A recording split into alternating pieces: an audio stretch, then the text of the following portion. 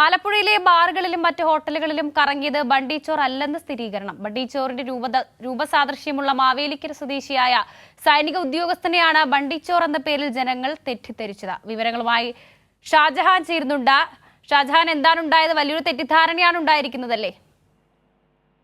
തീർച്ചയായിട്ടും. പക്ഷേ ആലപ്പുഴയെ സംബന്ധിച്ചിടത്തോളം കഴിഞ്ഞ 2-3 ദിവസമായി ആലപ്പുഴയിലെ മുഴുവൻ പോലീസുകാരും ഹോട്ടലുകളിലുമൊക്കെ തന്നെ തിരച്ചിലായിരുന്നു.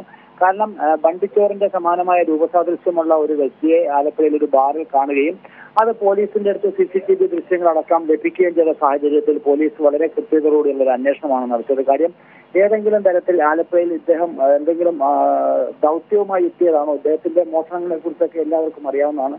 അത്തരത്തിലൊരു സംശയം ഉണ്ടായിരുന്നു. ഇത് സംബന്ധിച്ച് പോലീസ് അന്വേഷണം നടത്തിയപ്പോൾ ഇയാൾ തിരുവനന്തപുരത്തെ ഒരു മാനസിക ആരോഗ്യ കേന്ദ്രത്തിൽ നിന്നും ചികിത്സ കഴിഞ്ഞ് മടങ്ങി എന്നാണ് മനസ്സിലാക്കാൻ സാധിച്ചത്. പിന്നീട് പല സ്ഥലങ്ങളിലും അന്വേഷിച്ചു, പക്ഷേ ഇയാളെ കുറിച്ച് വിവരങ്ങളൊന്നും തന്നെ ലഭിച്ചില്ല. മാത്രമല്ല, കേരളത്തിൽ ഇയാൾക്കെതിരെ നിലവിൽ കേസൊന്നും ഇല്ല എന്നുള്ളതാണ് പോലീസ് നടത്തിയ അന്വേഷണത്തിൽ മനസ്സിലാക്കിയത്. പക്ഷേ എങ്കിലും ഇയാളെ ആലപ്പുഴ കണ്ട സാഹചര്യത്തിൽ എന്തിനു വന്നു തുടങ്ങിയ കാര്യങ്ങൾ വെച്ച് ഇയാളുടെ ഹിസ്റ്ററി വെച്ചുകൊണ്ട് ഇയാളെ കസ്റ്റഡിയിൽ വയ്ക്കാം, പോലീസിന്റെ തടങ്കൽ കരുതൽ എന്ന പേരിൽ കസ്റ്റഡിയെടുക്കാൻ സാധ്യതയുണ്ട്. അതിനു വേണ്ടിയിട്ട് നടത്തിയ അന്വേഷണത്തിൽ ഇയാളെ കണ്ടെത്താൻ സാധിക്കില്ല.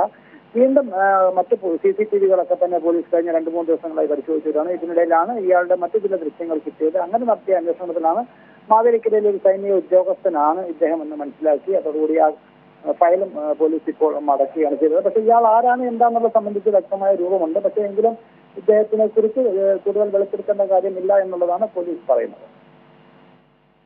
ശരി, ഷാജഹാനാണ് ആലപ്പുഴയിൽ നിന്ന് വിവരങ്ങൾ നൽകിയത്.